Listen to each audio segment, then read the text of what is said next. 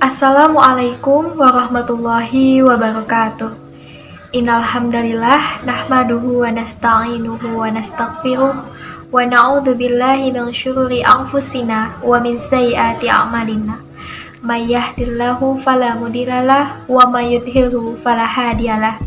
Asyhadu an la ilaha illallah wahdahu la syarikalah wa asyhadu anna Muhammadan abduhu wa rasuluh. Amma ba'du.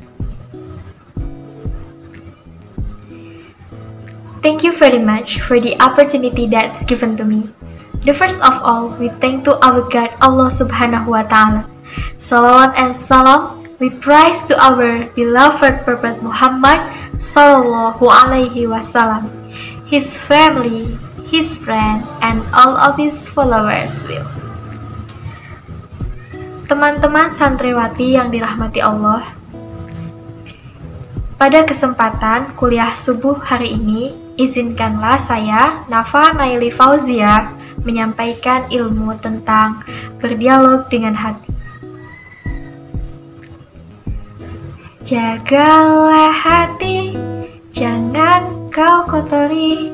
Jagalah hati, lentera hidup ini. Jagalah hati, jangan kau nodai. Jagalah hati, cahaya ilahi. Manusia diciptakan Allah Subhanahu wa Ta'ala dengan dua unsur, yakni jasad dan ruh. Keduanya diibaratkan seperti perangkat keras. Lebih simpelnya seperti Windows dengan komputer yang memiliki keterkaitan dan saling membutuhkan. Sebagaimana komputer tanpa Windows. Nah, begitu pula jasad dengan ruh, keduanya memerlukan sistem. Sistem dalam diri manusia itu yang disebut dengan hati.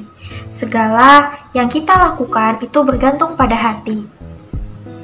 Kemudian, hati dapat menentukan gerak, tutur, dan seluruh perbuatan kita semasa hidup. Sebagaimana sabda Nabi Muhammad SAW dalam riwayat Bukhari dan Muslim, bahwa dalam diri manusia itu terdapat segumpal daging, di mana segumpal daging itu apabila segumpal daging itu baik, maka seluruh tubuh itu akan baik. Namun apabila segumpal daging itu buruk, maka seluruh tubuh itu akan buruk. Nah, segumpal daging itulah yang dinamakan dengan hati. Maka sudah sepantasnya bagi kita sebagai manusia untuk memastikan bahwa hati kita selalu berada pada koordinat yang tepat, agar perilaku kita, tutur kata kita juga pada koordinat yang tepat. Tentunya ketepatan itu semata-mata hanya diketahui oleh Allah Subhanahu wa Ta'ala. Kita hanya bisa mengikhtiarkan atau memaksimalkan semampu yang kita bisa lakukan sesuai dengan petunjuk yang telah Allah berikan. Teman-teman santriwati yang dirahmati Allah, sejauh mana kita mengetahui dan meyakini bahwa hati kita mampu berpengaruh baik pada segala yang kita lakukan dalam hidup?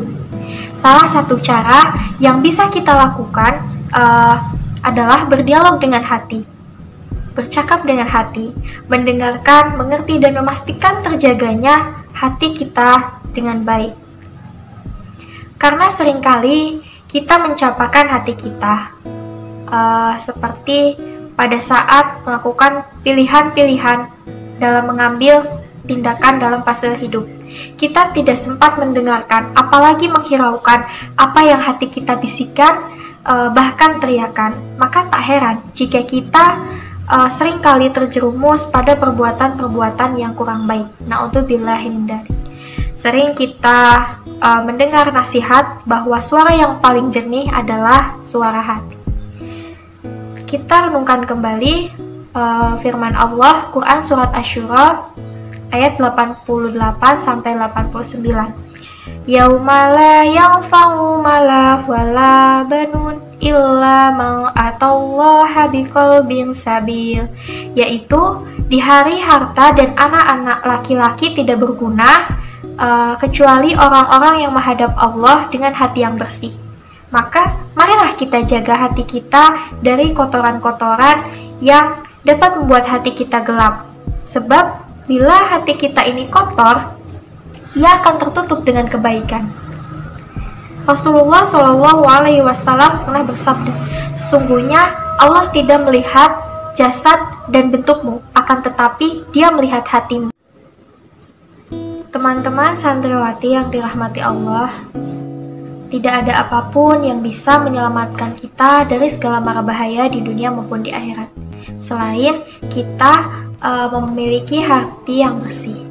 Maka dari itu, tugas kita adalah mari kita sama-sama jaga hati kita dan selalu mulailah untuk berdialog dengan hati kita. I think that's all my speech. I do apologize of my mistake and errors. Thanks for attention. Nun wal qalami wa ma yasturun. Assalamualaikum warahmatullahi wabarakatuh.